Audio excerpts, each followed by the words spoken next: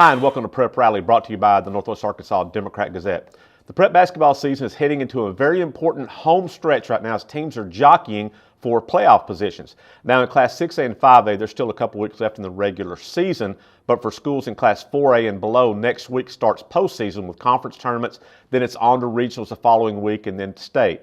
For 5A teams, 6A teams, the next 2 weeks are crucial as seeding for state tournaments begin, which state tournaments will start on March the 2nd. We will have full coverage, of course, of the postseason and conference tournaments and everything in the Northwest Arkansas Democrat-Gazette, as well as online at nwaonline.com. So Tuesday night, there were a lot of great games across the region going on, and we're going to start on the boys' side. When crosstown rivals meet, you can toss out the records. The 6A West leading Springdale Harbor Wildcats scored just 35 points Tuesday night, but that was enough to hold off Springdale High 35-30 to maintain its lead in the 6A West standings.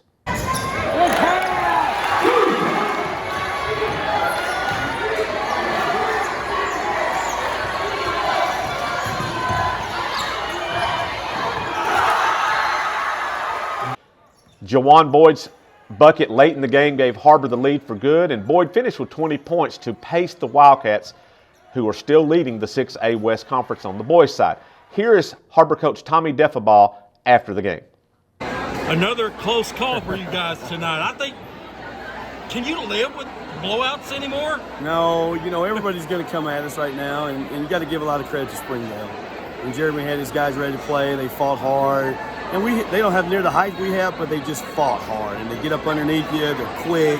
He's got pretty good athletes, and they're good basketball players. So, Henry, for us to come out and just continue to fight and win on the road like we did. And the thing that I was proud of my guys about is when our offense isn't there, we still found a way to defend. They had 19 points at half. If I'm not mistaken, they ended up with 30. So we held them to 11 points. And a lot of times, sometimes you have to do that. When that offense isn't there that night, Lawson didn't have one of his better nights. We couldn't make free throws. Normally, we're a good free throw shooting team. Nick couldn't make free throws at the end. And therefore, Juwan was able to step up and make some plays late for us down the stretch. So, the night was a defensive night for us. Yeah. Also Tuesday night, Fayetteville pounded Van Buren 66-47. Rogers High rolled over Bentonville West, and Bentonville High knocked off Rogers Heritage 47-35. On the girls' side Tuesday, Fayetteville got 19 points from Sasha Goforth, and they routed Van Buren 63-37.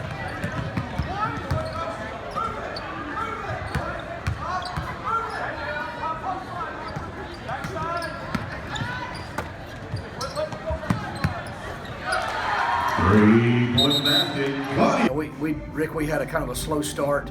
Van Buren kind of makes you do that because they play a zone defense, and they're very methodical on offense. So, had a quick timeout there. Kids got focused, started making some shots. That's a big thing for us. If we shoot the ball well from the perimeter, we're pretty good. And Goforth got hot early, and then Claudia Bridges started making some threes. I was very pleased with Carolina Lyles on the inside and Kariah Beck on the inside. I thought those two kids did a terrific job offensively, just kind of holding down the middle enough that we scored enough and we rebounded enough there. We got some kick-out threes. And then defensive. Also on Tuesday night, Bentonville defeated Rogers Heritage. Miriam Dowda had 18 points for the Lady Tigers. So the win left Bentonville atop the 6A West standings, one game ahead of Fayetteville, and those two teams square off Friday night in Bentonville. Also Tuesday, Springdale Harbor defeated crosstown rival Springdale High, and Rogers High ran over Bentonville West 52-37 on Tuesday night.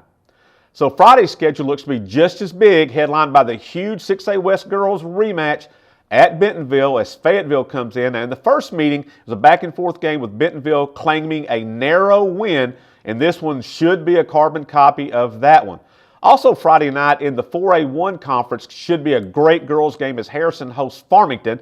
The league title is on the line there. Both teams are undefeated in conference play, and Harrison has won 24 straight games. So if you want to catch that game, you'll need to get there early for sure.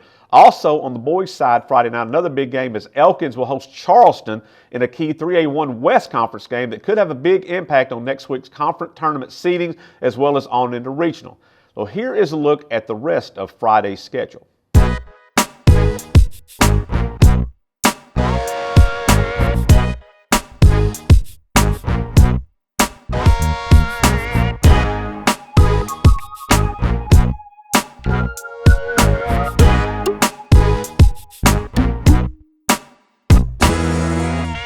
So as mentioned, Friday marks the end of the regular season for teams in Class 4A and below as they head into postseason play next week. We'll have a full coverage of these games and more in the Saturday edition of the Northwest Arkansas Democrat-Gazette, as well as online at nwaonline.com. So we'll take a little break right here. We're going to show you some great photos that our photographers at the Northwest Arkansas Democrat-Gazette has gotten in the past week. If you'd like to purchase any of these, you may do so by going to our website at nwaonline.com/photos. When we come back, we'll recognize this week's Northwest Arkansas Democrat-Gazette Players of the Week. We'll also recap last week's big dual state wrestling tournament.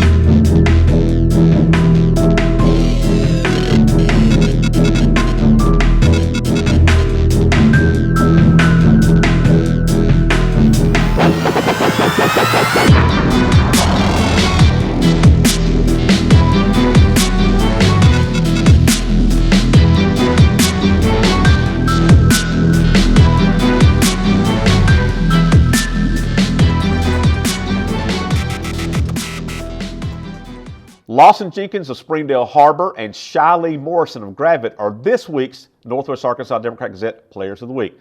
Morrison averaged 22 points a game in a pair of wins last week for the Lady Lions to keep her team in the upper tier of the 4A1 conference.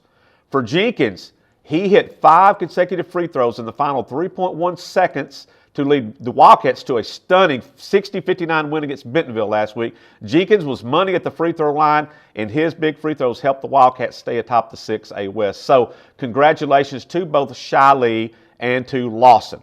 Each Tuesday in the Northwest Arkansas Democrat-Gazette, we select a Boys and Girls Player of the Week. For more on these two players, check out the story online at nwaonline.com. The Prep Wrestling postseason got underway last weekend in Russellville as the dual state tournament was held there. Bentonville High captured the state title. Now this week, Bentonville West will host the 6A West Conference Wrestling Tournament, and then the next week, the wrestling season will come to an end with the big state wrestling tournament in Little Rock. The girls will wrestle on Thursday. Now remember, they're sanctioned this year, and the boys will be on Friday and Saturday. We'll have full coverage in the Northwest Arkansas Democrat-Gazette next week, so be sure and catch that action. That's it for this week's edition of Prep Rally. Thanks for watching.